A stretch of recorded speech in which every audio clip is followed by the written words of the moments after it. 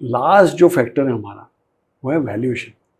Last आप सोचिए, वो लास्ट फैक्टर है। चोर प्रमोटर का जो नेक्स्ट जनरेशन होता है, जनरली वो चोर होता है कि वो ठीक हो जाता है? ऐसे भी सेगमेंट, क्योंकि अभी ट्विटर पे बहुत चल रहा है इसको। हाँ जी, हाँ जी, हाँ जी, बिल्कुल। तो आपका जनरल परसेप्शन क्या है कि ये सेगमेंट होना चाहिए कि नहीं होना चाहिए?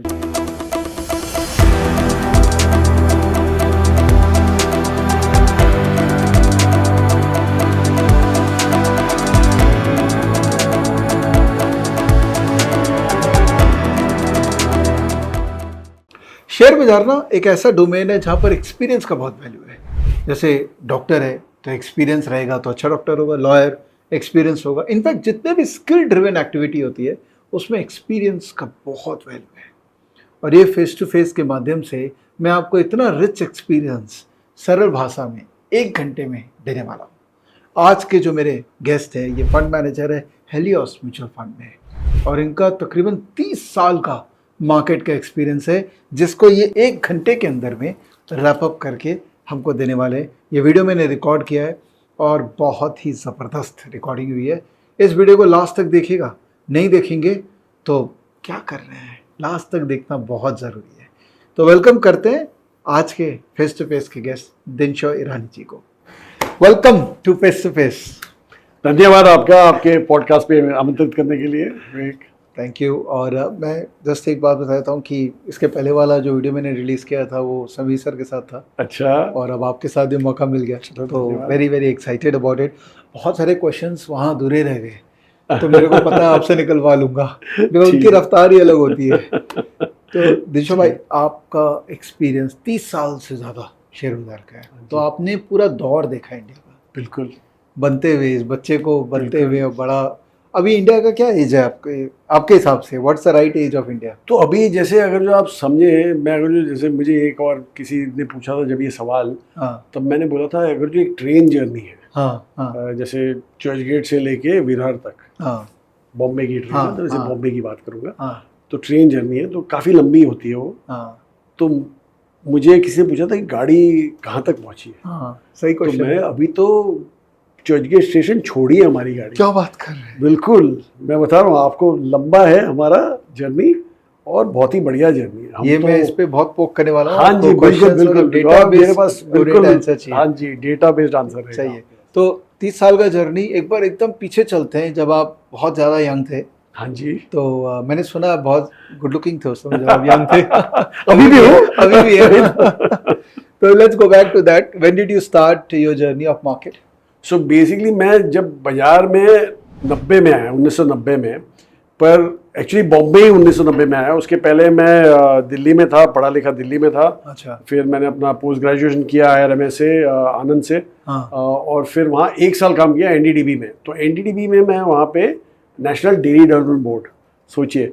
तो लेकिन वहाँ पे मैं वर्कशीट्स बनाया करता था for approval of world bank funding करता था हमारे ऑपरेशन फ्लड की, वो मिल्क का रेवोल्यूशन जो हुआ था।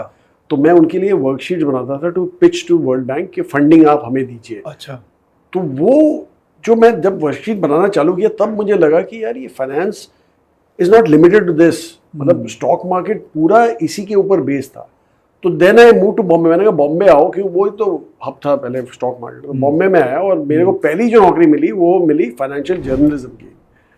जी बिल्कुल, फाइनेंशियल जर्नलिज्म। तो उस समय सिर्फ 2 मैगजीन हुआ करती थी मार्केट में, कैपिटल मार्केट रिलेटेड। एक थी दलाल स्ट्रीट और दूसरी थी कैपिटल मार्केट। तो मैं कैपिटल मार्केट ज्वाइन किया and I rose up, I join as a executive और समथिंग, और ऊपर मैं जर्नलिज्म करते करते मैं एसोसिएट डायरेक्टर बन गया वहाँ पे, एडिटर बन गया, सॉरी।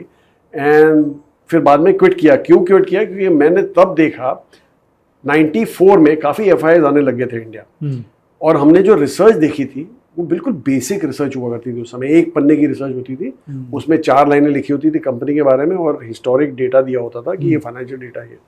मुझे याद है जब हम हमारी वर्कशीट बनाते थे कैपिटल मार्केट में, तो पूरे फ्यूचर के प्रोजेक्शन भी देखते थे कि क्या हो सकता है, क्या नहीं हो सकता। उस मैगजीन में आता था, क्योंकि उस समय तक सेबी नहीं था। अच्छा। तो इतने वो नहीं थे, तो इसलिए हम काफ़ी हद तक बोल सकते हैं कि हमारा एस्टिमेट है कि इतना अर्निंग हो सकता है वगैरह।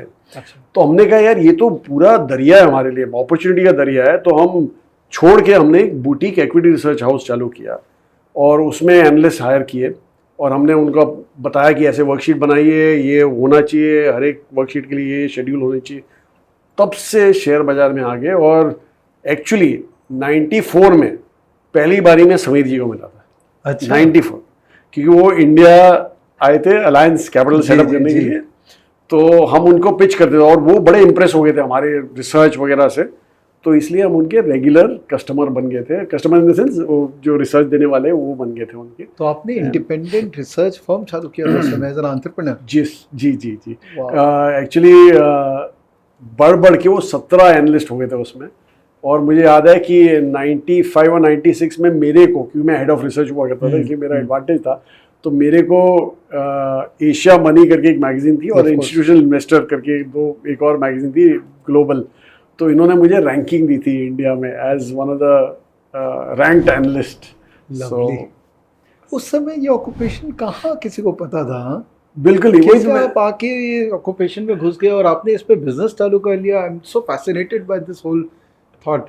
तो यही था कि हमने सोचा था कि कुछ अलग करो, मतलब आप, क्योंकि तब तक जैसे मैंने बोला कि रिसर्च तो बिल्कुल ही बेसिक हुआ करता था, देयर वाज नो स्कोप। मतलब हमने जब चालू किया तो हमने यही सोच के चालू किया था कि एटलीस्ट दुनिया को पता होना चाहिए कि क्या कंपनियों में क्या क्या इंटरनेट होता है। मतलब मुझे याद है तब तो फिजिकल एनुअल रिपोर्ट्स आती थी जी। कुछ होता नहीं था, और हमारी वर्कशीट भी बनती थी लोटस 1 2 3 पे। अच्छा। तो आप सोचिए कितना कम्बल से, एक्सेल जैसा कुछ होता नहीं था, हाँ। तो एक शीट में ही सब कुछ फिट करना पड़ता था, नीचे कनेक्शन वगैरह बनाने पड़ते थे, तो काफी कम। और तब तक तो लोग ग्राफ पेपर पे काम करते थे, हाँ। तो आप सोचिए कि कितना बढ़िया हमने सोचा था उस समय के लिए, और काफी अच्छा है। सही है। फिर उस रिसर्च फर्म का क्या हुआ? सो रिसर्च फर्म 98 में हमने फाइनली बोला कि अभी नहीं हो रहा है, क्योंकि तब तक काफ़ी रिसर्च कंपनियां आ चुकी थी, और एक्चुअली काफ़ी फॉरेन ब्रोकिंग हाउसेस भी आ चुके थे, और मेरे काफ़ी एनालिस्ट मैं लूज करता था फॉरेन ब्रोकिंग हाउसेस को, तो मैंने कहा यार बंद कर दो इसको, और मैं चला गया बाई साइड पे। अच्छा। और पहली जो मैं बाई साइड मतलब म्यूचुअल फंड साइड पे चला गया, और वहाँ पे पहला जो फर्म मैंने ज्वाइन किया वो था सन फॉरेन कॉलोनियल, सन एफएनसी टाइप था सन ग्रुप, और फॉरेन कॉलोनियल, सन ग्रुप रशिया का था और फॉरेन कॉलोनियल अपना यूके का एक ग्रुप था। अच्छा। तो इन दोनों के बीच में टाइप था, तो मैं उनका फंड ज्वाइन किया and I was to advise करता था फॉरेन कॉलोनियल को ऑन देयर पोर्टफोलियो, और फिर वो छोड़ गया। हाँ जी, इंडिया पोर्टफोलियो पे। अच्छा। एनीवे छोड़ दीजिए, मैं पोर्टफोलियो की कमेंट नहीं करूँगा, क्योंकि काफ़ी ऐसे स्टॉक थे जो कमेंट करने लायक नहीं थे, बट एनीवे। तो फिर बाद में 1999 में समीर जी ने मुझे बोला देखो यार तुम क्यों वहाँ पे हो, मेरे यहाँ आ जाओ, अलायंस ज्वाइन करो। तो मैं अलायंस ज्वाइन कर लिया, और तब से समीर जी के साथ मैं काम कर रहा हूँ। Amazing, lovely. आपने पूरा इंडिया का वो जर्नी देखा है, वो 2000 का तेजी देखा, 2008 का तेजी देखा, 14 में भी एक तेजी आई थी वो, और अभी ये जो तेजी है 92 का फॉल भी देखा था मैंने। 92 का फॉल। उस समय तो खैर आपका बहुत बड़ा एक्सपोजर नहीं होगा, क्योंकि आप भी नए आए थे, तो उतना इम्पैक्ट नहीं किया होगा वो फॉल। फॉर्चुनेटली मैं जर्नलिज्म में था, हाँ। तो इसलिए इन्वेस्टमेंट इतना एंटरटेन नहीं होता था हमारे फर्म में, तो इसलिए फॉर्चुनेटली नहीं किया। तो मुझे ना ये जितने भी बुल रन्स हुए उनमें डिफरेंशिएटिंग क्या था, देखिए क्या था? पहली चीज तो मैं एक मेरा बहुत ही बढ़िया एग्जाम्पल है। एक दिन दलाल स्ट्रीट, तब तो ओपन आउट का सिस्टम हुआ करता था, लोग चिल्लाते थे कि इतने में लिया, इतने में बेचा वगैरह। तो मुझे याद है दलाल अपना जो जीबॉय टावर से, मतलब जहाँ पे एक्सचेंज था जी, दूसरे या तीसरे माले पे उनका ट्रेडिंग रिंग हुआ करता था। 12 बजे खुलता था, 2 बजे बंद होता था, 2 ही घंटा रहता। तो ये शायद 91 की तेजी थी, जब मैं नीचे से जा रहा था और 10-12 बजने वाले थे, और जैसे ही खुला तो ऐसा मानो जैसे कोई रेलगाड़ी ऐसा बाजू में से निकल करके ऐसा आवाज बिल्कुल बढ़ने लगी। तो मैं तो घबरा गया, पहला एक्सपीरियंस था मेरा ऐसा।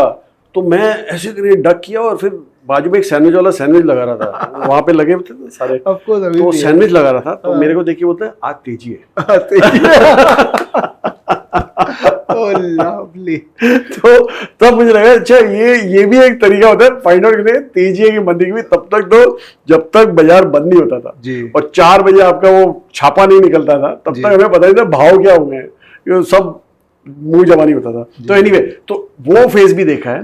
और बाद में जब NSE आया उसके बाद में वो कंप्यूटराइज फेज भी देखा। तो हर एक तेजी में हमने ये एक्चुअली नोटिस किया था कि जो पब्लिक है वो कैरीड अवे हो जाती है। पर इस बार ऐसे ये अलग है, ये बहुत ही अलग है, क्योंकि इस बार जो तेजी देखी है काफी एक मतलब ऐसे झटके से बाजार ऊपर नहीं गया, स्टेडीली ऊपर गया है और उधर मेंटेन किया है। तो ये मुझे लगता है कि ये वाली जो तेजी है वो शायद एक सस्टेनेबल लेवल पे है, पैनिक करने का जरूरत नहीं है। बट एनीवे वो तो बाद में टाइम ही बताएगा वैसे। पर ठीक। और ऑब्वियसली लीडर्स अलग अलग होते हैं, हर हमेशा अलग होता है। लाइक मुझे याद है जब 91 की तेजी थी तब लीडर सारे बिल्कुल ही अलग थे, सारे इंडस्ट्रियल कंपनी। फिर आप 2000 की तेजी देखिए, सारे .com वाले कंपनी थे, सारी IT कंपनी। 99 की जो तेजी आपने देखी वो वाले सारे वो थे। फिर 2007 में आपने देखा उसमें तो सारी कंपनियां मतलब इट वाज लाइक वो जैसे मतलब rising tide lifts all boats वैसा सब था। लेकिन 2008 में आपने देखा होगा कि वो जो बिल्कुल ही जो बेकार की चली थी वो कैसे गिर गई, कैसी कोलैप्स हो गई। उनका कोई कंपनियां तो जीरो हो गई।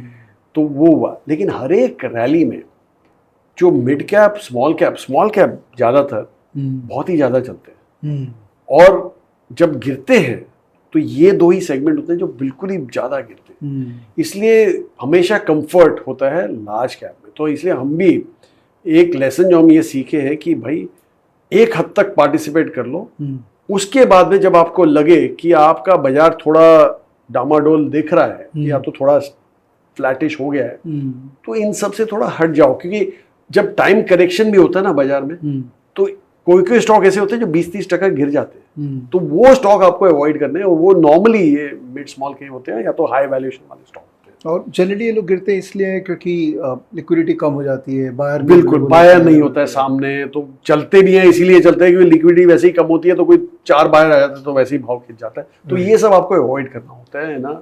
बट ऐसा क्यों है कि आप लोग जो मार्केट में इतने साल से या लगे हुए रहते हैं, पढ़ते रहते हैं इतना, आप लोग थीम को जल्दी आइडेंटिफाई कर लेते हैं?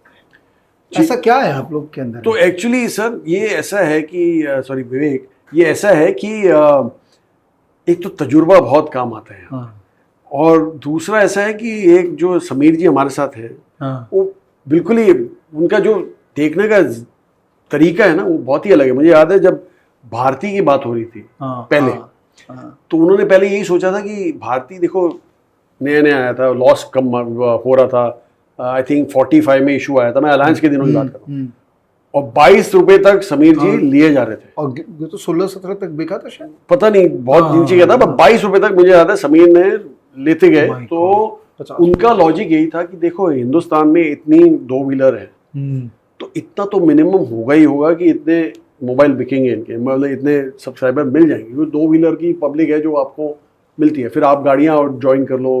तो ये सब लॉजिक था उनका, तो बहुत ही अपीलिंग था मेरे लिए। दूसरा उन्होंने ये जब ये सब हो गया, सैचुरेशन पॉइंट आ गया, उसके बाद में 2008 के आसपास आई थिंक भारती ने जाके शायद वहां पे अफ्रीका में एक एसेट लिया था, और भारती की बात इसलिए कर रहा हूँ कि वो तो बिल्कुल ही मेरे जहन में रह गया है बिल्कुल। तो उन्होंने बोला देखो यार इंडिया में ग्रोथ लगता है खत्म हो गई है, इसलिए वो भी वहां जा रहे हैं, तो अभी हमको निकलना चाहिए भारती, और निकल गए हम भारती से। अच्छा। और आपने देखा उसके बाद में क्या हुआ। फिर बाद में आई थिंक 11 या 12 के आसपास या 13 या 14 के आसपास, मुझे याद नहीं एग्जैक्ट कौन सा साल था, हमारा इंडिया का सब्सक्राइबर बेस चाइना को एक्सीड करने लग गया। जब जियो आया था 13-14 आई थिंक तब होगा या तब होगा। तो तब उन्होंने बोला यार देखो ये जियो आ गया है और ये ऐसे हो रहा है, मतलब अभी पूरा जनता घुस रहा है जो आपका आरपू मार डालेगा। तो वैसा तो अभी भी दूर रहो, कंपटीशन तो चला गया, लेकिन अभी ये आरपू जो कम हुए जा रहा है, मतलब उनका वो बोलते हैं ना जैसे फिक्स्ड एसेट्स जो आप सेटअप कर रहे हो वो ज़्यादा कर रहे हो, क्योंकि आप इंटीरियर्स में जा रहे हो अभी, तो आपको ज़्यादा फिक्स्ड एसेट्स चाहिए होंगे तो कवर करने के लिए। तो मतलब एक तो ROC कम हो रहा है, आरपू कम हो रहा है, तो रिटर्न कम होंगे, तो इस बेटर कि आप दूर हो। और वही किया हमने, जब तक जियो ने आके नहीं बोला कि भैया अभी से मैं अपने चार्ज करूंगा हमारे कॉल्स के लिए। याद है आपको, आई थिंक 18 में शायद कभी आया था, दिसंबर 18 में बोला कि ये मेरे से नहीं सस्टेन हो रहा, मैं अभी चार्ज करूंगा। वो दिन था जब समीर जी ने बोला चलो जी अभी ले लो टेलीकॉम। तो इसका मतलब वो ट्रैकिंग में था आपके? बिल्कुल बिल्कुल बिल्कुल। ये इतने 10 साल दूर रहे, लेकिन 10 साल के बाद जैसे ही इंडिकेटर मिला वापस उसमें घुस गए, और यही सब उनका तो जरिया ही अलग है देखने का। पर एनीवे अपार्ट फ्रॉम दैट, दूसरा जो तजुर्बा है, जैसे हम 5 लोग हैं यहाँ पे जो 30-30 साल का एक्सपीरियंस रखते हैं। हम जब 5 लोग जब एवरी सुबह मिलते हैं, भाई 8:30 बजे हमें कॉल पे होते हैं, क्योंकि समीर जी जब सिंगापुर में होते हैं तो कॉल पे होते हैं, जब यहाँ पे होते हैं तब फिजिकली मिलते हैं। तो आप सोचिए 150 साल का एक्सपीरियंस एक टेबल पे बैठा हुआ है, तो अभी वो 150 साल कहीं ना कहीं तो चमत्कार दिखाएगा ना। मुझे याद है किसी ने बोला था कि आप कॉन्ट्रेरियन हो क्या, क्योंकि आप स्टॉक ऐसे लेते हो जो फ्लेवर में नहीं होते हैं। तो हमने बोला कॉन्ट्रेरियन शायद नहीं होते हैं, पर हम अर्ली होते हैं हमारे ट्रेड में। तो यही हमें मदद करता है कि identify trends early and get in the trade early. सही है। अभी मार्केट ने बहुत पैसा दिया है तो यंगस्टर्स बहुत आए हैं, फुल टाइम इन्वेस्टर्स की पॉपुलेशन बढ़ गई इंडिया में बहुत। लोग काम वाम छोड़ के CFA लेवल 3 करने के बाद ही वो फुल टाइम इन्वेस्टर बन गए। उनके लिए कुछ आप अगर इनपुट देना चाहें कि सही तो है ही, लेकिन फिर भी कुछ बोल दीजिए। जी ऐसा है कि पहली चीज़ तो हमें ये लगता है, क्योंकि हम जो डेटा देखते हैं 80% जो इन्वेस्टर हैं वो 2020 के बाद ही आए हैं एकदम। उन्होंने मंदी नहीं देखी है। तो मैं यही सजेस्ट करूँगी आप प्लीज़ जरा देखिए मत, लेकिन आप जरा किताबें खोल के पढ़ लीजिए कि मंदी में होता क्या है, कितनी मार बढ़। क्योंकि आज की तारीख में जो आप वैल्यूएशन जो देख रहे हैं एक हद तक आप जस्टिफाई कर सकते हैं, मतलब लार्ज कैप के तो बिल्कुल मैं जस्टिफाई कर सकता हूँ, लेकिन मिड कैप के जो सर्टन पॉकेट्स हैं या स्मॉल कैप के सर्टन पॉकेट्स हैं वो तो जिंदगी में हमने देखे, मतलब ये 30 साल में हमने ऐसे वैल्यूएशन देखे नहीं। इंडिया भी रीरेट हो जाए तो भी मुझे नहीं लगता कि मैंने 300 टाइम फॉरवर्ड अर्निंग किसी स्टॉक को ट्रेड होते हुए देखा है। हुआ होगा एक छोटे दरिये में हुआ होगा, लेकिन फिर बाद में कोलैप्स ही हो जाता है। पर ये तो सस्टेन बिल्कुल रहा है, तो इसलिए हमें थोड़ी फिक्र है इन लोगों की, क्योंकि मार पड़ेगी तो लंबी पड़ेगी। और हमें क्या डर क्या लगता है कि इन्वेस्टर फेज आउट हो जाए, मतलब वो डिसएंचांटेड हो जाएगा, मतलब वो घबरा जाएगा बाजार से और फिर बाद में नहीं आएगा। तो इसलिए थोड़ा स्टैगर कीजिए, थोड़ा इतना वो कैरीड अवे मत हो जाइए। मुझे थोड़ा सा थ्योरेटिकली ये कॉन्सेप्ट आपसे समझना है कि सपोज कोई स्टॉक है जो ट्रेलिंग PE जिसका अभी आज के रेट में 50 हो गया है, हाँ जी, जो कि हिस्टोरिकली वो 15-20 के PE में चल रहा था, अभी अचानक से 50 का ट्रेलिंग PE आ गया। अब उसको हम लोग टेल वेंड का जस्टिफिकेशन देते हैं, ठीक है। और फॉरवर्ड PE अगर मैं देखता हूँ उसका तो मुझे 40 नजर आ रहा है, ठीक है। हाँ। अब आप उस स्टॉक में क्या करेंगे? जी देखिए 40 नजर आ रहा है, मतलब आपका अर्निंग ग्रोथ अराउंड 20% के आसपास, 20% बराबर। तो एक चीज आप ये देखिए कि पहली चीज ये सस्टेन हो सकता है कि नहीं। ओके। जैसे जोमेटो जब हमने लिया था 50 रुपए में, तब अर्निंग जैसा कुछ था ही नहीं, उसका लॉस था, मोटा लॉस था। क्या देखा हमने? पहली चीज तो हमने ये देखी कि ये ग्लोबली ये मॉडल इस्टेब्लिश्ड है कि नहीं है, विच इज अपना फूड डिलीवरी का। उस समय क्विक कॉमर्स नहीं था, वो तो बाद में आया। तो हमने ये देखा कि ग्लोबली आप देखिए, जैसे US में देखेंगे तो 2 ही कंपनी है वहाँ पे, DoorDash जिसका 70% के आसपास मार्केट शेयर है, और दूसरा उबर ईट्स है जिसका 20-22% के आसपास है। बाकी सारी छोटी छोटी रीजनल प्लेयर्स हैं, 2 मेजर प्लेयर, बराबर। चाइना में आ जाइए, अगेन मितुआन करके एक कंपनी है जो इसका फिर से 70-75% कोई मार्केट शेयर है, और दूसरी कंपनी का तो मुझे मार्केट शेयर याद भी नहीं है। और तीसरा आप अगर जो सिंगापुर देखें वहाँ पे भी 2 ही है, एक ग्रैब है और दूसरा आई थिंक ये याद नहीं है अभी नाम, पर वो भी वहाँ पे भी ग्रैब जो है उसका मेजर मार्केट शेयर। तो अगर जो आप ये देखेंगे तो आपको पता है कि देखिए ग्लोबली ये मॉडल में 2 ही प्लेयर होते हैं, और नंबर 1 बाय फार नंबर 1 होता है, पहली चीज होती है। दूसरा हमने कहा कि ये मॉडल जो है वो इजीली रेप्लिकेबल नहीं है, कन्वीनियंस दे रहा है, एनकैशेबल है, लेकिन रेप्लिकेबल मॉडल नहीं। तो हमने बोला यार देखो इस्टेब्लिश मॉडल है, लेकिन वैल्यूएशन क्या दिया हमने उसको? वैल्यूएशन का ऐसा है कि पहले तो आपको मैनेजमेंट के साथ भी बैठना पड़ता है, क्योंकि हम वेरी वेल IPO में ले सकते थे, पर हमने नहीं लिया, मतलब हमने सिर्फ एक पॉप के लिए लिया था, पहले दिन लेके उसी दिन बेच दिया हमने। पहले दिन लिया नहीं, सॉरी, हमने IPO में सब्सक्राइब किया, अलॉटमेंट जो मिला वो पहले दिन ही हमने बेच दिया। ओके, तो पहला जो वो था। क्यों बेचा? क्योंकि पहले तो डबल हो गया। दूसरा हमने देखा जब मैनेजमेंट से मिलते थे, हमने देखा कि मैनेजमेंट एक तो बाजार की बात ही नहीं कर रही, मतलब they want talking the language of markets. अभी भी वो PE वर्ल्ड में बैठे थे, अपने प्राइवेट इक्विटी वर्ल्ड में बैठे थे। हम जब बोलते थे भैया प्रॉफिट कैसे आएंगे आपके, नहीं नहीं प्रॉफिट मत देखो, मेरा टोटल एड्रेसेबल मार्केट देखो, मेरा मार्केट। हमने ये तो अभी समझ नहीं रहे कि बाजार को क्या चाहिए, तो बेटर है कि दूर रहिए। पर जब हमने लिया, और बाय द वे दूसरी चीज़ वो बोले थे कि मैं एनालिस्ट कॉल नहीं करूँगा, मैं सिर्फ साल में एक बार एक कॉल करूँगा, मैनेजमेंट ने बोला था, और वो भी वो क्वेश्चन आंसर करूँगा जो मुझे आंसर करना। अच्छा। तो आप अपने क्वेश्चन दीजिएगा, मैं डिसाइड करूँगा क्या आंसर। तो हमने बोला यार इतना एरोगेंस चलता नहीं हमारे मार्केट में, और दूसरा तो हमें तो दिख नहीं रहा, तो हमने बोला छोड़ दो, ये अभी स्टॉक नहीं देखना। पर जब ये स्टॉक गिर के 40 रुपया हो गया, तब जाके मैनेजमेंट को थोड़ा मुझे लगता है शुद्धि बुद्धि हुई, और वो बोले कि चलो जी अभी से जरा बाजार की बात करने लगते हैं। तो मुझे याद है उन्होंने एक 14 पन्ने का था शायद एक Q&A निकाला था, पार्ट 2 प्रॉफिट्स करके था उसका। तो हमने बोला हाँ अभी ये सीख है अभी, और एक एक चीज जो उसमें बोली गई है वो जब हमने एनालाइज की, हमने कहा यार ये तो आराम से मोटा पैसा कमा सकते हैं आगे चल के, क्योंकि पोटेंशियल तो बहुत है मार्केट में हमारे। अभी सोचिए 20 करोड़ इंटरनेट यूजर्स हैं, उनका बेस है 2 करोड़, वो कोई कुछ मतलब अभी तो कुछ चालू भी नहीं हुआ, और ये 20 तो बढ़ने ही वाला है, ठीक है। तो हमने बोला यार ये अभी इट मेक सेंस। और अब आप मानेंगे नहीं विवेक, 2 सर्किट लगे थे नीचे ऊपर के, उसके बाद हमें अलॉटमेंट मिला, मतलब हमें लाइन में लगे थे हम सर्किट में, तब जाके हमें माल मिला, और हम खड़े रहे और लेते रहे जब तक हमारा पूर्ति नहीं हुई, लेते रहे। और अब ये आपको पता है स्टॉक के, तो एक चीज होती है कि आपको पहले तो पोटेंशियल समझना, स्टोरी से आप कैरी फॉरवर्ड मत हुई है, स्टोरी की एक वैल्यू होती है, लेकिन बियॉन्ड दैट पोटेंशियल कितना है वो देखना पड़ता है। और इसीलिए हमें ये स्टॉक पसंद आया। और जैसे आपने बोला कि 50 का 40 फॉरवर्ड पी हो गया, लेकिन 40 के बाद 32 होगा कि 40 ही रहेगा, वो आप लोगों को देखना है। तो इसीलिए आपको देखना है कि ट्रिजेक्टरी क्या है अर्निंग्स ग्रोथ। अच्छा। अगर जो एक झटके से ऊपर गया और फिर बाद में फ्लैट होने वाला अर्निंग्स ग्रोथ, तो कोई इंटरेस्ट नहीं है, क्योंकि वो बाद में वैल्यूएशन आएगा ही आएगा नीचे। Come back to history.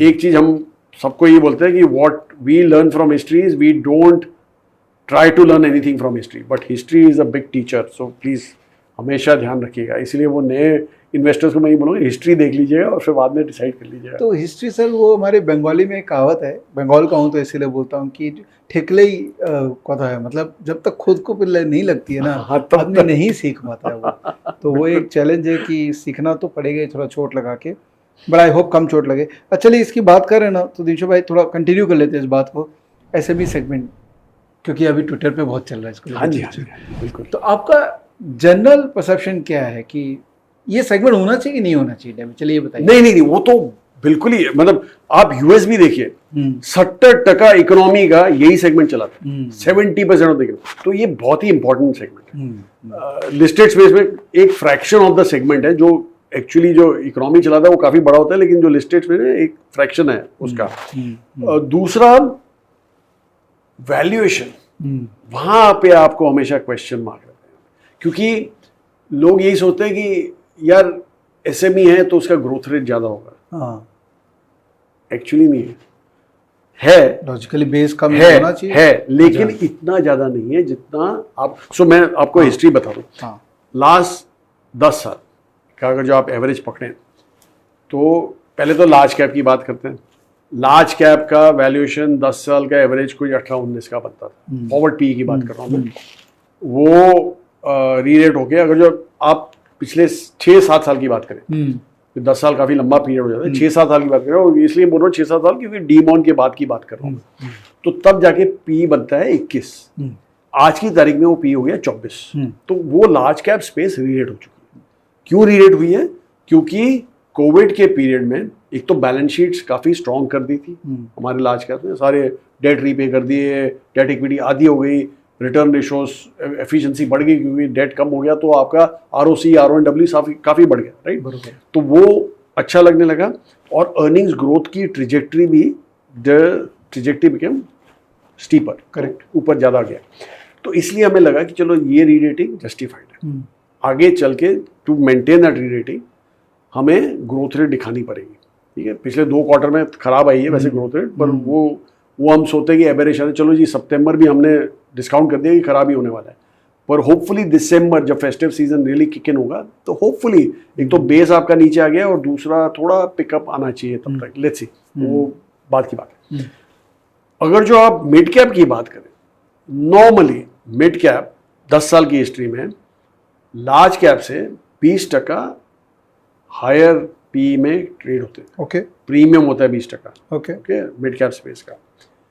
Earnings growth की भी अगर जो बात करें तो 7-8% का डेल्टा होता है over the large cap. Okay, पर वो फेजेस में आता है, क्योंकि एक फेज में आप देखोगे 40% का डेल्टा हो गया, दूसरे फेज में 20% नीचे आता है। तो ऐसा इस बार पिछले 2 क्वार्टर में ये जो डेल्टा है काफी नेगेटिव हो गया, मतलब कम हो गया, बहुत ही कम हो गया, उल्टा नेगेटिव हो गया ये क्वार्टर में। तो लेकिन आज की तारीख में 20% प्रीमियम जो हम सोच रहे हैं, और बाय द वे ये प्रीमियम की बात जो कर रहा हूं मैं वो है हायर बेस के ऊपर, मतलब 24 के बेस के ऊपर 20%। हाँ, अभी वो प्रीमियम हो गया 70%। 70%। अभी मिड कैप स्पेसिफिकली की बात करें तो अगर जो इंडेक्स देखें आप, तो 30 ऐसे स्टॉक थे, 30 स्टॉक जो ऑलमोस्ट इंडेक्स को 50% चला दिए। सिर्फ 30 stock out of 150 stock, 150 stock में। सिर्फ 30 स्टॉक हैं जो चला दिए इंडेक्स को। तो यूएस में तो ये सब नॉर्मल, वो तो बड़ा था, वो तो यूएस में तो 5 स्टॉक थे जो बिल्कुल ही खींच डाले उसको। पर मैं वही बोल रहा हूँ कि ये जो पैसा इतना आ रहा है म्यूचुअल फंड में, ये कंसंट्रेट हो गया ये 30 स्टॉक में। सबको डिफेंस लेना है, सबको शिपिंग लेनी है, सबको ट्रेंड लेना है। तो अभी आप सोचिए पीज वगैरह कहाँ तक सस्टेन होंगे। तो इन्हीं में ग्रोथ भी दिख रहा था सही। नहीं, ग्रोथ दिखा, भले दिखा, लेकिन मैं वही कह रहा हूँ सस्टेनेबिलिटी है कि नहीं।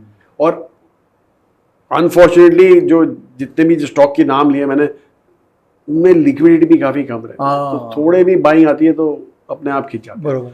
तो अभी या तो आपको ग्रोथ रेट ज्यादा करने पड़ेंगे या आपको पी रिड्यूस करना पड़ेगा। बरोबर है। तो इसलिए हमें मिड कैप स्पेस में स्पेशली टॉप 30-40 नहीं है, हमें कंफर्ट बिल्कुल नहीं है। ओके, तो पहली चीज। स्मॉल कैप की बात करें आप, स्मॉल कैप नॉर्मली 10 साल की हिस्ट्री देखें तो 10% डिस्काउंट पे ट्रेड होते हैं। तो लार्ज कैप 10% डिस्काउंट जी, ये तो मतलब थ्योरेटिकली ये इनकरेक्ट नहीं है। बिल्कुल नहीं, बिकॉज़ हाई रिस्क है तो हाई होना चाहिए। क्योंकि उसमें ग्रोथ रेट भी ज्यादा नहीं है फायदे में स्मॉल कैप में। हाँ जी, आपको ऐसे लगता है कि दरिया इतना बड़ा है ना, वहां पे 250 स्टॉक के आगे सारी स्मॉल कैप है। हाँ, बरोबर है। ठीक है, तो आपको ऐसे लगता है कि ये इतने सारे स्टॉक, ये मान लीजिए कि स्मॉल कैप में, by the way I don't know आपने डेटा देखा था कि नहीं, 50% जो स्मॉल कैप थे वो माइक्रो कैप हो जाते हैं। तो chances of them becoming smaller is much more. Large cap सिर्फ 2 या 3% होते हैं उसमें से, तो इट्स ऑब्वियस कि रिस्क भी बहुत ज्यादा है। तो वैसा, तो इसलिए आपको बड़ा सिलेक्टिव रहना पड़ता है। तो एनीवे, जैसे मैंने बोला 10% डिस्काउंट पे ट्रेड होता है, वो डिस्काउंट हो आज की तारीख में अभी 5% प्रीमियम। तो इसलिए वहां पे इतना मैडनेस नहीं हुआ है। क्यों? क्योंकि जैसे मैंने बोला 250 स्टॉक के आगे स्मॉल कैप का दरिया है। तो ये जो नया पैसा आ रहा है म्यूचुअल फंड में, पहले 70-80% जो पैसा आता है आज की तारीख में वो मिड या स्मॉल कैप में ही आता है। मैं म्यूचुअल फंड की बात कर रहा हूँ। बट तो मैक्सिमम तो एसआईपी कर रहे हैं ईटीएफ में। नहीं, ईटीएफ तो आपका एक्चुअली एसआईपी भी आपने देख लिया। एसआईपी जो आता है 23,000 करोड़ का, उसमें से कम 14-15 हजार करोड़ वापस विड्रॉ भी हो जाता है। तो इसलिए नेट जो फिगर आपका 8,000 ही होता है। जो पैसा आता है भले 23,000, लेकिन वो बाहर भी निकाल लेते हैं। तो जो आप बोल रहे हैं 7-8 हजार करोड़ जो नेट में बचा है वो जनरली जा रहा है स्मॉल कैप और मिड कैप फंड में जाता है। ठीक है, तो आप अभी सोचिए कि पहले चीज तो 150 स्टॉक जो मिड कैप के वो सारा फंड एब्जॉर्ब करते हैं, इसलिए वो वैल्यूएशन जरा फ्रॉती हो गए। पर स्मॉल कैप में फ्रॉती नहीं हुए क्योंकि 250 के आगे सारे स्मॉल कैप, तो काफी आपको ऑप्शन मिलते हैं वहां पे लेने को। इसलिए स्मॉल कैप में हमारा कंफर्ट अभी भी है। इनफैक्ट हमारे पास ऐसे भी स्टॉक्स है जो 30-40% ग्रोथ है, जिनमें जो 30 टाइम फॉरवर्ड अर्निंग्स में है, तो काफी ऑप्शन मिल जाते हैं। टिपिकल मार्केट कैप क्या होता है ये स्मॉल कैप वालों का? तो हम वेरी एग्नोस्टिक हैं हम, तो बिल्कुल मार्केट कैप के हमारा I think smallest market cap शायद 2,000 या 2,500 करोड़ है हमारे पास। पर we gone down to as low as 400-500 crore. अच्छा, तो वैसा ऑब्वियसली एब्जॉर्ब नहीं करता, इसलिए आपको पोर्टफोलियो या पोर्शन काफी कम रखना पड़ता है, क्योंकि रिस्क एक है जो हम कभी इग्नोर नहीं करते। वी आर वेरी मतलब लिक्विडिटी के हिसाब से हमारे इन्वेस्टर को मार नहीं पड़नी चाहिए, बस इसलिए हम काफी मैनेज करके चलते हैं उसको। तो वैसा तो आने वाला 5 साल में क्या रिटर्न, ये बहुत स्टैंडर्ड क्वेश्चन है, सब पूछ रहे हैं, ये भी मुझसे पूछ रहे थे अभी जो रिकॉर्ड कर रहे हैं, आने वाले 5 साल की तरह रिजनेबल एक्सपेक्टेशन रखूँ मैं अपना? जी देखिए, कोई आपको बता नहीं सकता कि अच्छा। क्या रिटर्न हो सकता है मार्केट में। हाँ। ओके, अगर जो कोई बोलता है ना कि इतना रिटर्न तो मिल ही जाएगा, तो वो गैस मार रहे हैं, तो आप प्लीज बिलीव मत कीजिएगा। पर आप अगर जो पिछले 25 साल का रिटर्न देखें तो रिटर्न अराउंड 14% के आसपास, 13-14% के आसपास। और वो क्यों है? क्योंकि जीडीपी ग्रोथ आपका जो रियल जीडीपी ग्रोथ था वो 6-6.5 के आसपास था, और इन्फ्लेशन 4-4.5 के आसपास था। तो आपका जो रियल जीडीपी ग्रोथ था वो 10.5-11 के आसपास। अगर जो 10.5-11 के आसपास है तो उसमें एक पोर्शन होता है जीडीपी में जो होता है एग्रीकल्चर, जो आज की तारीख में अराउंड 16 या 17% ऑफ द जीडीपी अकाउंट करता है। पर वो एग्रीकल्चर जो है वो सिर्फ 2-3% से ग्रो होता है। फॉर्चुनेटली एग्रीकल्चर रिप्रेजेंटेटिव हमारे इंडेक्स में नहीं है। इंडेक्स नॉर्मली एक रेप्लिका होता है जीडीपी का, बट सिंस एग्रीकल्चर नहीं होता उसमें, इसलिए इंडेक्स का ग्रोथ हमेशा जीडीपी से 2-3% ज़्यादा ही होगा। Okay, fair enough. तो वही आपको लगा के चलना है। अगर जो आप बोल रहे हैं कि अगले 5 साल में हमारा जीडीपी 6-6.5% ग्रो होगा और इन्फ्लेशन 4-4.5% रहेगा, तो मैं बोल सकता हूँ हाँ भैया 13-14% रिटर्न मिल सकता है हमें बाजार से। ओके। और जो हार्ड कोर सेक्टर्स है जो जीडीपी के अराउंड ही चलते हैं, जैसे बैंकिंग है, बीएफसीज है, तो ये जनरली इसी को रेप्लिकेट करते हैं? जी, एक्चुअली देखा जाए तो आप जैसे हमने बोला, हम तो हिस्ट्री से काफ़ी सीखते हैं। तो अगर जो आप हिस्ट्री देखें तो 2 ही ऐसी कंट्रीज हैं जो $5 ट्रिलियन जीडीपी क्रॉस किए। एक यूएस है और फिर चाइना है। ठीक है, और ये जो रन आपने देखा था जो से 1 ट्रिलियन से 5 ट्रिलियन के बीच में जो हुआ था, वो यूएस में हुआ था 70 से 80s के बीच में, और चाइना में हुआ था 2000 से लेके 2010 के बीच में हुआ था रन। तो आप उसमें जो सेक्टर जो चले थे वो 2 मेजर सेक्टर। एक तो कंजम्पशन था। ओके। और कंजम्पशन गिवन होता है क्योंकि आप कैपिटल एक्सपेंडिचर ओनली इतना तक ही आपका जीडीपी बढ़ा सकता है। कंजम्पशन जब तक किक इन नहीं होगा तब तक वो जो इम्पिटस होता है ना जीडीपी को, वो नहीं मिलता है। चाइना में भी 2020 से जब जो ऐसा टेंजेंट चालू हुआ, मतलब जो ग्रोथ रेट बढ़ा उनका जीडीपी का, वो मेनली था उनकी डोमेस्टिक कंजम्पशन था। आज की तारीख में भी जो चाइना में जो गिराव आ रहा है जीडीपी, गिराव नहीं मतलब फ्लैटिश हो गया है, एक्चुअली रियल टर्म में देखो तो गिराव ही है। तो ये जो हो रहा है वो कंजम्पशन खत्म होने की वजह से। तो इसलिए कंजम्पशन हैज टू किक। तो कंजम्पशन था, और दूसरा फाइनेंस सेक्टर। और फाइनेंस इसलिए था क्योंकि आपको फाइनेंस कंजम्पशन के लिए, कंजम्पशन फंडिंग के लिए चाहिए होता है, और दूसरा आपको केपेक्स के लिए चाहिए होता है, that is needed to satiate that consumption. मतलब आपको कंजम्पशन हो रही है तो ऑब्वियसली कैपेसिटी यूटिलाइजेशन आपकी 100% हो जाएगी। आपको नई कैपेसिटी खड़ी करनी पड़ेगी तो उसके लिए फिर से आपको वो चाहिए होगा, पैसे चाहिए होंगे टू सेटअप कैपेसिटी। तो इसलिए उसके लिए double whammy. Plus financial services में एक पोर्शन होता है नॉन लेंडिंग पोर्शन, एक लेंडिंग वाला होता है और एक नॉन लेंडिंग। नॉन लेंडिंग जो होते हैं वो तो सोने पे सुहागा होता है उसके लिए, क्योंकि वेल्थ मैनेजमेंट आ गया वहाँ पे, इंश्योरेंस आ गया, आपके क्या बोलते हैं अपना मार्केट रिलेटेड प्लेस हो गए, जैसे एक्सचेंजेस हो गए, डीमैट कंपनीज हो गई।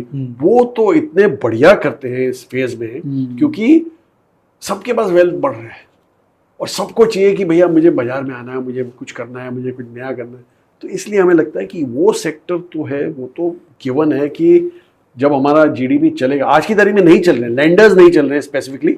अगर जब नॉन लैंडिंग पार्ट देखें वो तो बहुत ही बढ़िया किया है। आप कोई भी स्टॉक ले लीजिए वहाँ पे बहुत ही बढ़िया स्टॉक किए है, मतलब नॉन लैंडिंग पार्ट की बात कर रहा हूँ तो। पर आप लैंडर देखें वो आज की तारीख में नहीं कर रहे क्योंकि लिक्विडिटी मार्केट में बहुत नमी है उसकी। और वो रीजन भी है क्योंकि आरबीआई सकआउट कर रहा है लिक्विडिटी, उनको अपना रुपया मैनेज करना है विज़ावी डॉलर। वो इंटरेस्ट रेट बढ़ाना नहीं चाहते, इसलिए लिक्विडिटी मैनेज करके खेल रहे हैं। जिस दिन ये इन्फ्यूजन आ जाएगा लिक्विडिटी का, आई एम श्योर ये सेक्टर भी, लैंडिंग सेक्टर भी चालू हो जाएगा। बाय द वे ग्रोथ का रिफ्लेक्शन आपका एयूएम में भी है।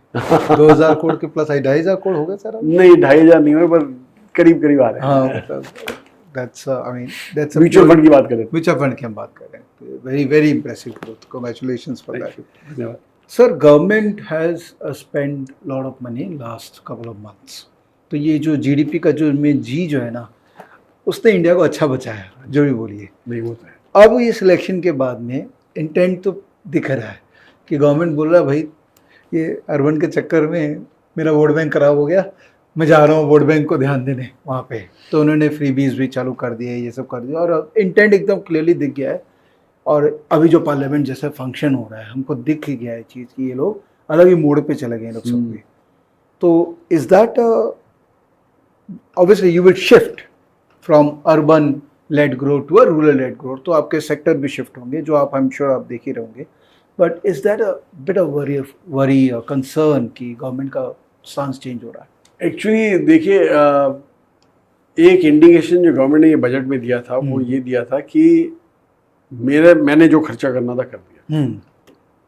अभी मैं इम्पीटस दे रहा हूँ प्राइवेट सेक्टर को कि आप अभी जाके धक्का लगाइए, बराबर, और आप प्लीज खर्चा करना चालू कीजिए। इसलिए आपने देखा होगा पहला आधा घंटा स्पीच का यही था कि मैं लेबर के लिए इतना दे रही हूँ, मैं एम्प्लॉयमेंट आप करोगे तो इतना दूंगी, ऐसा सब चल रहा था। ठीक है।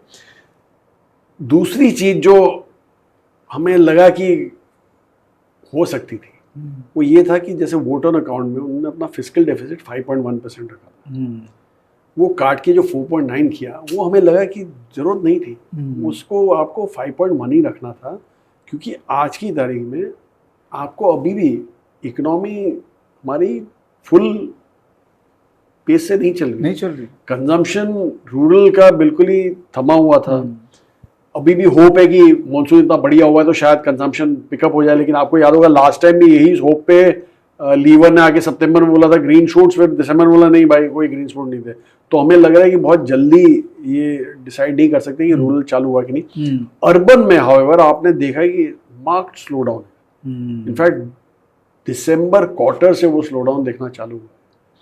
तो ये सब कार सेल देख लीजिए, फिर वाइट गुड सेल देख लीजिए, इतने एक्साइटिंग नहीं है आज की तारीख। तो इसलिए वो थोड़ा कंसर्निंग है। इसलिए हमें लग रहा था कि गवर्नमेंट को अपना जो फिक्स्ड एसेट पुश है वो करना पड़ेगा, केपेक्स पुश करना पड़ेगा। पर अभी उन्होंने प्राइवेट सेक्टर पे छोड़ा है। प्राइवेट सेक्टर हमें लगता है इतने हद तक स्पेंड कर सकता है जितना गवर्नमेंट स्पेंड कर सकता है, क्योंकि पहली चीज तो रियल इंटरेस्ट रेट काफ़ी हाई है। इन्फ्लेशन काफ़ी लो है इंडिया में, लेकिन इंटरेस्ट रेट्स हाई रहे हैं बिकॉज एज आई सेड कि आरबीआई के पास अभी ऑप्शन नहीं है, उनको अपना रुपया डॉलर संभालना है, वो नहीं काटेंगे जब तक यूएस नहीं काटता है। तो रियल इंटरेस्ट रेट हाई है। रियल इंटरेस्ट रेट में तो कोई भी प्राइवेट सेक्टर वाला अपना खर्चा नहीं करना चाहेगा, लॉक इन नहीं करना चाहेगा। और दूसरा ज़रूरत भी नहीं है आज की तारीख में, क्योंकि डिमांड कम हो रहा है तो आपके पास एक्सेस कैपेसिटी पड़ी हुई है। तो इसलिए हमें लग रहा है कि शायद उन्होंने ये सोचा कि जो स्टेट गवर्नमेंट्स हैं वो शायद आके वो अपना अपना काम करेंगी, अपना अपना केपेक्स करेंगी, और इसके लिए जो आप स्टेट और सेंटर का आप अगर जो डेफिसिट ऐड करें तो शायद वो आपको उसी लेवल पे दिखे। लेकिन आज की तारीख में जो भी स्टेट बजट दिखे इतने एक्साइटिंग दिखे, पहली चीज। दूसरा, जैसे मैंने बोला आपको कि ये जो पुश अगर जो चालू रहता तो आपके 2-3 क्वार्टर निकल जाते, तो वो हमें लग नहीं रहा कि अभी आज की तारीख में हुआ। लेकिन आज आई थिंक गवर्नमेंट ने फाइनली बोला कि नहीं हमें कुछ करना चाहिए आज, क्योंकि मैं क्यों बोल रहा हूँ आज, क्योंकि आपने देखा डिफेंस का लेके काफी स्पेंड्स अनाउंस किए जो बजट में नहीं थे। करेक्ट। वैसे आज देखा आपने डिफेंस स्टॉक काफी चले हैं।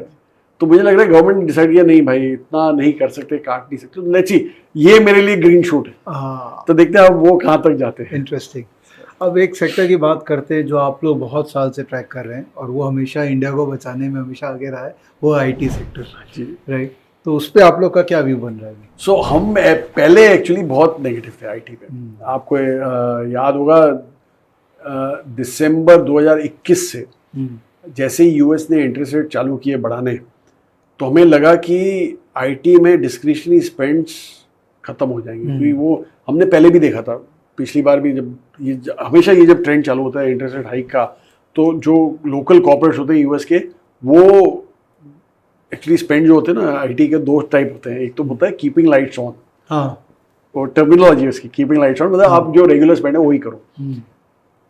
इम्प्रूविंग द बिजनेस स्पेंड्स वो बैक सीट ले लेते हैं, क्योंकि उस समय तो सर्वाइवल की बात हो रही है। तो आप अपनी वेबसाइट अच्छी करनी है या तो अपना वो गो टू मार्केट अच्छा करना, वो सब नहीं सोचते हो। आप सोचते हो मेरे को अपनी जो रेगुलर स्पेंड है वही करूँगा। तो इसलिए डिस्क्रिशनरी स्पेंड जब डाई आउट होते हैं तो मार्जिन कम हो जाते हैं, कंपटीशन बढ़ जाता है, क्योंकि इतने सारे लोग होते हैं आईटी सर्विस वाले जो एक दूसरे से कम्पीट करते हैं।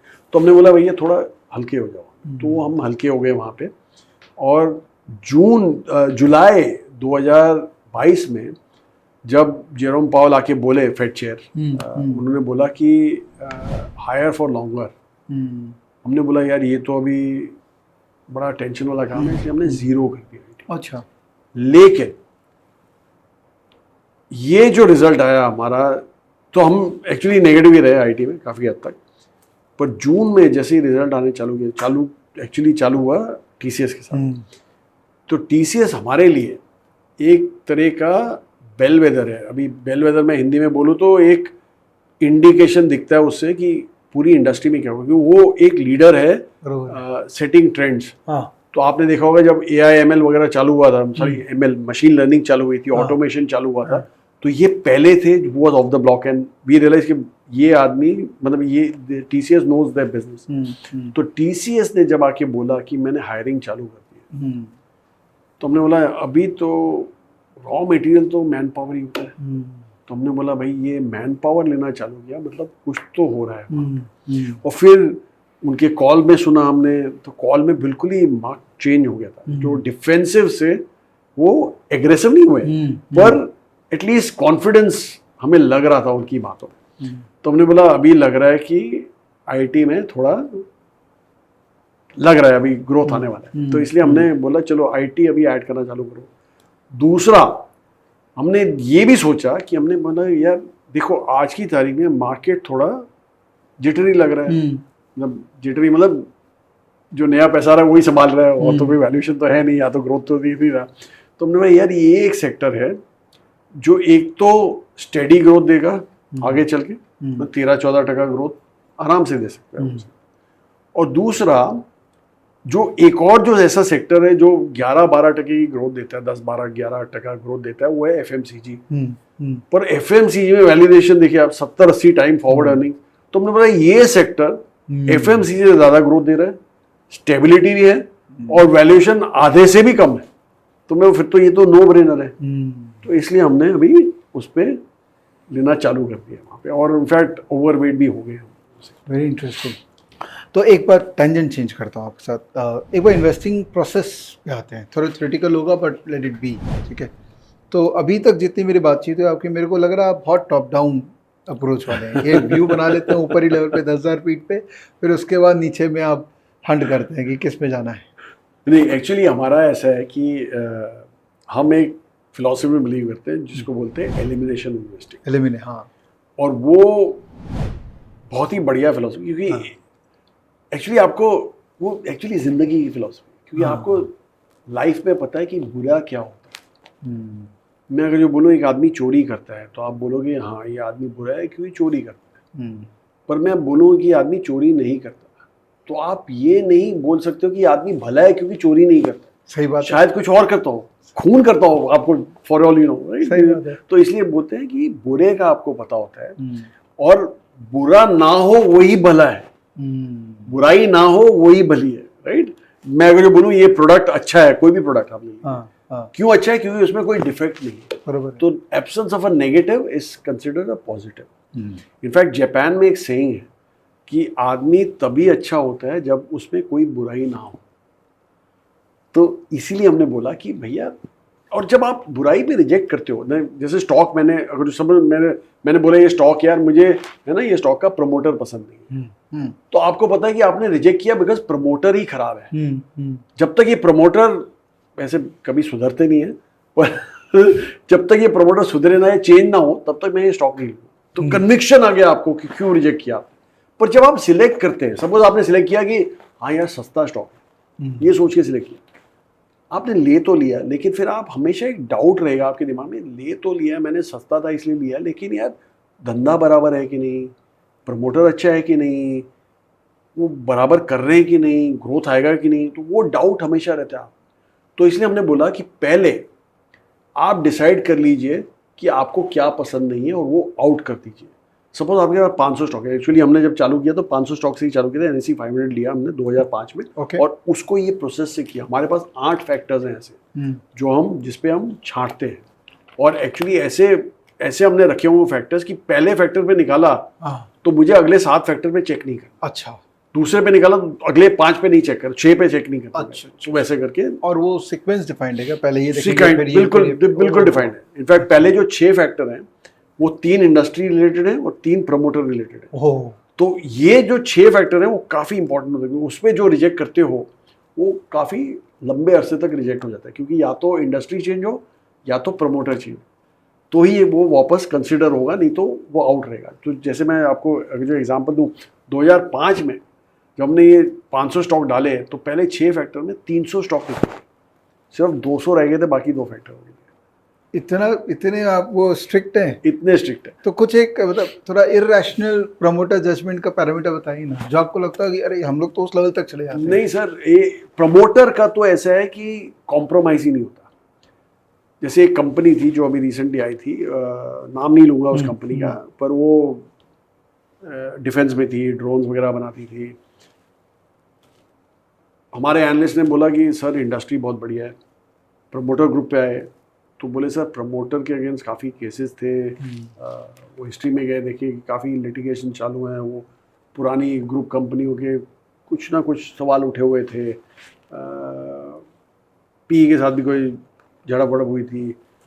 तो उन्होंने बोला सर प्रमोटर पे पास नहीं होते। ओके, तो हमने बोला ठीक है चलो आपको प्रमोटर पसंद है, लेकिन सर देखो आप बोलना मत कि IPO बहुत हॉट है।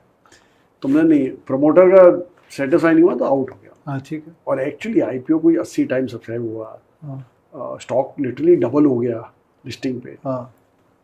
लेकिन 5-6 दिन बाद लिस्टिंग के बाद उनके क्वार्टरली नंबर्स आए, वहाँ से जो स्टॉक गिरा है आज तक रिकवर नहीं, IPO के प्राइस भाव के आसपास आ गए। तो ये जो है ना वो बहुत ही सैक्रोसेंट होता है। We will not compromise on this.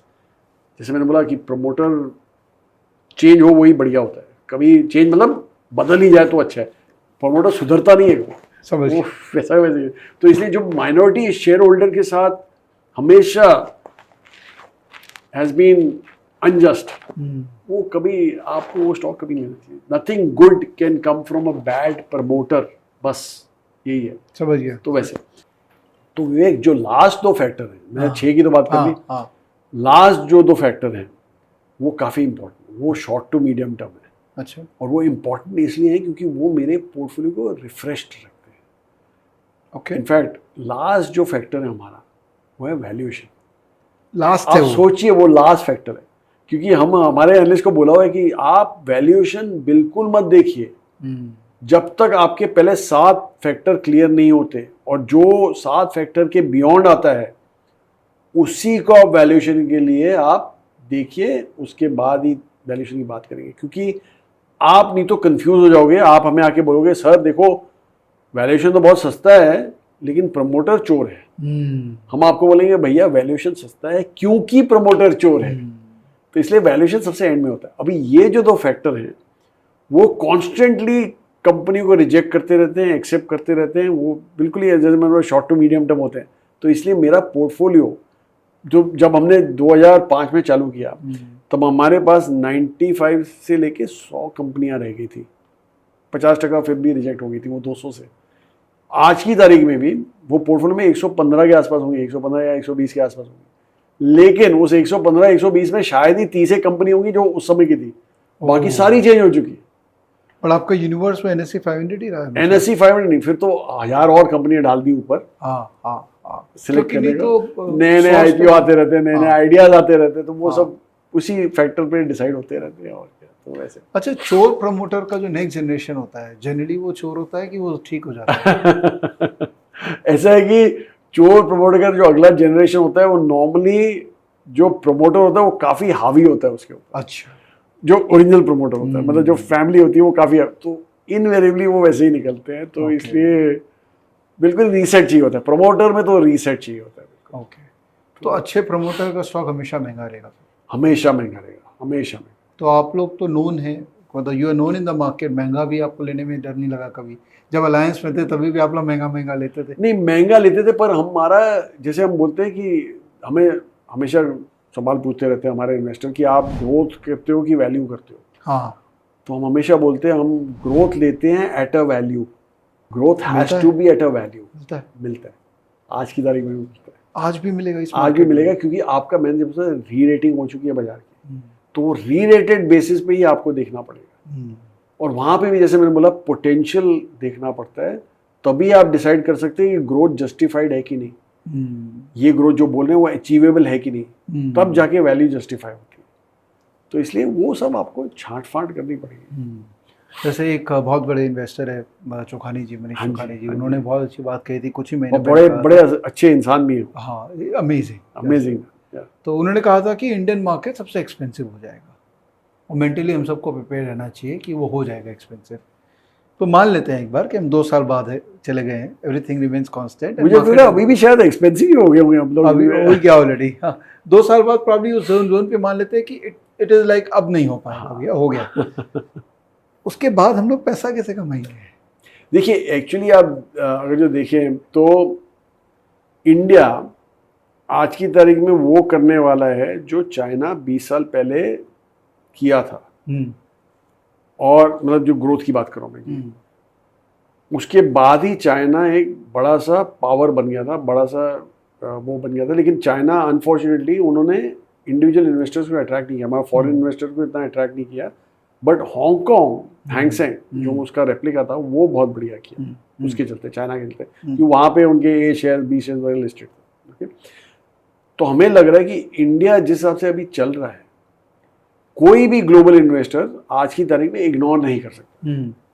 भले ही वो बोले कि नहीं आपके यहाँ कैपिटल गेन्स है, ये, पर वो आ जाएगा वापस, आस्ते आस्ते करके वापस आ जाएगा। उसको एक वो चाहिए कि एक बार जैसे इंटरेस्ट रेट कट होना चालू हो ग्लोबली, तो आपका नॉर्मली इमर्जिंग मार्केट एक अट्रैक्टिव बेट ही हो जाता है, क्योंकि वो इंटरेस्ट रेट सेंसिटिव मार्केट होता है, और इसलिए वहाँ पे अट्रैक्शन ज़्यादा हो जाता है। And US starts losing lustre, because अभी आप कम कमा रहे हैं वहाँ पे as compared to other market, और जिस मार्केट में ग्रोथ है उसी मार्केट में पैसा आता है। तो इंडिया में ग्रोथ तो गिवन है, क्योंकि अगर जो आपको अपना जीडीपी, हमारे को अपना जीडीपी ग्रो करना है, तो there is no way you can ignore this. इसलिए मैं बोल रहा हूँ कि मुझे थोड़ा डिसअपॉइंटमेंट हो गया कि हमने हमारा जो फिस्कल डेफिसिट है वो कम कर दिया। जब चाहिए था तब आपको पुश चाहिए था उसमें। पर एनीवे लेट्स सी, होपफुली जैसे मैंने बोला state budget will kick in. तो मुझे कोई डाउट नहीं है कि इंडिया ऑलरेडी एक एक्सपेंसिव मार्केट है और रहेगा, क्योंकि आपको अगले 5 साल में अगर जो आपको ग्रोथ दिखानी है, ग्रोथ दिखने वाली है इंडिया में, तो there is no way anybody can exhaust. And जैसे मैंने बोला कि पैसे आते रहेंगे, आज की तारीख में सिर्फ डोमेस्टिक के पैसे आ रहे हैं, फॉरेन के तो पैसे अभी थमे हुए हैं थोड़े बहुत कैपिटल गेन्स को चलते, वो आ जाएंगे, वो भी आ जाएंगे। लेकिन आपके साथ उसके साथ साथ नए नए मॉडल्स भी आएंगे इंडिया में। ऑलरेडी आपने देख लिया प्लेटफॉर्म कंपनीज काफ़ी हद तक इतना बढ़िया कर रही हैं, नए नए मॉडल्स आएंगे अभी इंडिया में। तो आगे चल के तो बहुत, जैसे मैंने बोला गाड़ी तो अभी सिर्फ चर्च स्टेशन को छोड़ के निकली है, अभी तो पूरी जर्नी बाकी है आपकी। तो what is great to do now to become an entrepreneur और टू बिकम अ इन्वेस्टर? देखिए, वेल्थ क्रिएशन जो होती है वो एक झटके से, जो अगर आपको चाहिए तो आपको एंटरप्रेन्योर बनना पड़ेगा, क्योंकि वो जो लिस्टिंग में वेल्थ आपको मिलती है, वेल्थ क्रिएशन, वो वैसे नहीं मिलती। लेकिन अगर जो आपको एक स्टेडी पेज, और हर एक आदमी तो एंटरप्रेन्योर नहीं बन सकता, इक्विटी अगर जो आप देखें कहीं पे भी ग्लोबल मार्केट्स में, given a sufficient long period of time, मतलब एक आप अरसा ले लें कोई भी, तो इक्विटी हमेशा कोई भी फॉर्म ऑफ जो एसेट है उसको आउट परफॉर्म की है हमेशा, given a sufficiently long period of time. Debt ले लीजिए, गोल्ड लीजिए, रियल एस्टेट लीजिए, आपके मन में ऐसा लगता है कि नहीं रियल एस्टेट तो बहुत बढ़िया किया हुआ, आप एक लंबा पीरियड ले लीजिए, देखिए आपने इक्विटी हमेशा बीट करती है रियल एस्टेट को। पीरियड आप डिसाइड कीजिए। गोल्ड आप सोचते हैं कितना बढ़िया किया, लेकिन गोल्ड को भी इक्विटी ने हैंडसमली बीट किया। डेट तो खैर नहीं में गिवन ही है, एक इमर्जिंग मार्केट में डेट लेना तो पाप के बराबर है। हमें लगता है कि इक्विटी जो रिटर्न देता है वो डेट आपको चाहिए सेफ्टी के लिए थोड़ा ले लीजिए, लेकिन beyond that it doesn't matter. तो इसलिए इक्विटी आपको रहना ही पड़ेगा, और वहीं पे आपको स्टेडी वेल्थ क्रिएशन दिखेगा। और इंडिया जैसे मार्केट में तो अच्छा ही होना चाहिए। तो आप लोग इतने साल से मार्केट में हैं, your experience, your strength, mental strength has grown over a period of time. तो ये सब नॉइज़ जो आते हैं कि वॉरेन बफेट साहब इतना कैश लेके बैठ गए और बढ़ा लिया इन्होंने, और फेड वाला अचानक से बोलने लग गया है, तो do you react to all this things या? देखिए अभी एक चीज़ आप समझिए, जैसे हम हमेशा अपने आप को ये बोलते हैं कि लोग ज़्यादा पैसा खोते हैं टाइमिंग करने में, करेक्शन की वजह से कम खोते हैं, टाइमिंग करने में ज़्यादा खोते हैं। अभी आप वॉरेन बफेट की बात की आपने, तो उन्होंने $150 बिलियन शायद रेज किए थे 2022 में ही रेज कर लिए थे। $150 बिलियन कैश था। 2022 से अब तक वो बाजार शायद 31% चला है वहाँ से। तो आप सोच लीजिए 150 बिलियन पे तो 45 बिलियन का उनको मार पड़ी, क्योंकि वो डाला नहीं, उन्होंने शायद डेट में डाल दिया होगा। ठीक है, एज्यूम करो डेट में डाल दिया, तो डेट में वो शायद उन्होंने कमा लिया होगा कहीं क्यूमुलेटिव बेसिस पे 11-12% कमा लिया होगा, तो 5 बिलियन के आसपास उन्होंने कमाया होगा। तो नेट इम्पैक्ट हुआ 40 बिलियन का, वो $150 बिलियन का। अभी 100 बिलियन और रेज कर दिया उन्होंने एप्पल को बेच के, $250 बिलियन उनके पास कैश रह गया। अभी ये $250 बिलियन का, अभी वो रोज सुबह उठ के भगवान से प्रार्थना करेंगे, भैया बाजार को 15-16% गिरा देना, तब जाके मेरा $40 बिलियन कवर होता है। तो आप सोचिए कि टाइमिंग करने में कितना आपको लॉस हो गया।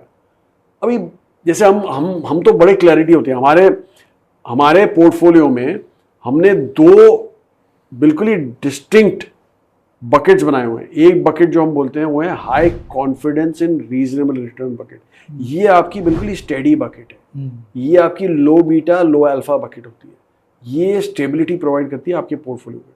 दूसरी जो बकेट जहाँ पे रियल अल्फा जनरेशन होता है, वो हमने हमेशा बोला हुआ है कि जब भी बाजार हमें लगे कि अभी करेक्शन फेज में आ रहा है, तो ये वाला जो बकेट है आप start trimming, which we call as reasonable confidence in high return. तो वो आपका high alpha high beta bucket होता है। वो बाजार का कॉन्फिडेंस को आप ऑब्जेक्टिफाई कर रखे हैं किसी तरीके से? बिल्कुल बिल्कुल, क्योंकि हम क्या नहीं क्वांटिफाई तो नहीं कर रहे, पर जैसे हम बैठते हैं ना जब देखने की क्या स्टॉक में क्या होता है, जैसे हमने जैसे सपोज एपोलो हॉस्पिटल लिया था, जब 1100 रुपए में लिया था, तो हमने यही सोच के लिया था कि देखो यार उसमें वो क्या रहा था, डेट बढ़े जा रहा था वहां पे। और क्यों बढ़ रहा था? क्योंकि वो नए नए हॉस्पिटल सेटअप कर रहे थे। लेकिन जब नए हॉस्पिटल सेटअप करते हो तो ऑब्वियसली वो नए हॉस्पिटल टाइम लगता है प्रॉफिट बनाने में, राइट? तो पुराने हॉस्पिटल के profits were being eaten up by the new hospitals. ठीक है, जब हमने देखा कि ये नए हॉस्पिटल अभी टर्न अराउंड हो रहे हैं और उनका केपेक्स साइकिल खत्म हो रहा है, तो हमने बोला यार ये टाइम है अपोलो हॉस्पिटल लेने का, क्योंकि अभी से जो लॉस आ रहे थे नए हॉस्पिटल से वो तो कम हो रहे हैं, और जो प्रॉफिट जो पुराने हॉस्पिटल के वो स्टेडी भी रह जाए तो आपको ग्रोथ दिखेगी आगे चल के, क्योंकि ये प्रॉफिट लॉस कम हो रहे हैं तो नेगेटिव कम की वजह से आपका पॉजिटिव बढ़ रहा है, राइट? तो ये सोच के लिया था और हमने बोला पीक डेट हो गया। तो जो वो फेज था शुरुआत के 3-4 साल, इतना गैलोपिंग फेज था अपोलो हॉस्पिटल के लिए, तो वो हमारे उसमें आ गया था कि reasonable confidence in high returns, ये सोच के हमने लिया। आज की तारीख में अभी वो फेज खत्म हो गया उसका, तो अभी वो high confidence in reasonable return, सही है, इसलिए वो ऊपर के उसमें आ गया। अभी हम जानते हैं कि लो बीटा लो अल्फा स्टॉक है, वहां पे ज्यादा करेक्शन नहीं दिखेगा, यहाँ पे ग्रोथ भी थोड़ी लिमिटेड दिखेगी। तो इसलिए हमें लगता है कि ऐसे करके आपको अपना पोर्टफोलियो कंस्ट्रक्ट करना चाहिए एंड बी वेरी क्लियर कि जिस दिन करेक्शन आए कौन से स्टॉक है जो आपको नहीं चाहिए अपने हाई वैल्यूएशन वाले, लो ग्रोथ वाले, वो सब आपको थोड़े ट्रिम करना। But how do you define the term correction? उसको ऑब्जेक्टिफाई किया गया कि 5% गिरेगा तो हम ये कर लेंगे? नहीं, बिल्कुल नहीं। ये एक्चुअली जो सवाल है ना आपने जो पूछा, वो एक मार्केट का जो शातिर होता है ना वही पूछ सकता है कि भैया करेक्शन तो कभी होता ही नहीं है, इसलिए आपको स्टॉक स्पेसिफिक देखना पड़ेगा। ओके, कि कहाँ पे आपको, और ये सब इंडिकेशन आपको लग जाते हैं। लेकिन आज की तारीख में भी आप देखिए ना, बाजार 25,000 के आसपास निफ्टी वहीं पे घूमे जा रहा है। तो जैसे मैंने बोला, वो जो टाइम करेक्शन है, आपको 2001 और 2002 का फेज आपको याद होगा, जब मतलब .com बर्स्ट के बाद बहुत ही पेनफुल फेज था, बाजार कहीं नहीं गया, लेकिन विद इन दैट जो स्टॉक्स गिरे हैं, कोई तो जीरो हो गए थे। तो वो सब आपको थोड़ा संभल के चलना पड़ेगा। इसलिए करेक्शन जैसा मार्केट गिर जाए वैसा करेक्शन नहीं, टाइम करेक्शन भी करेक्शन नहीं होता है, तो आपको काफी हद तक संभल के रहना पड़ेगा ये सब लेवल्स पे। So much fun interacting. मन नहीं मुझे कर रहा बहुत बंद मजा करने को, लेकिन ऑब्वियसली समय का अभाव है और आपने इतना समय दिया, रियली रियली एक्साइटेड। नहीं, I enjoyed it thoroughly and thank you for having me on your show. Thank you, thank you. Thank you. दोस्तों एक छोटी सी बात, ऑब्वियसली ऋषभ भाई is a fund manager and Sameer भाई तो है ही फंड मैनेजर, सालों साल से है, तो Helios is a growing fund. तो वैसे मेरा इनके साथ कोई कमर्शियल रिलेशनशिप नहीं है, बट मैं इनको जानता हूँ सालों साल से। समीर भाई को छोटे से ही देखा कि बड़े हुए हैं और आपको भी काफ़ी टाइम से मैं ऑब्जर्व करता हूँ, तो आपको अगर मन करे तो डेफिनेटली इनका फंड में ध्यान रखिएगा। Thank you, Thank you. Thank you, thank you so much.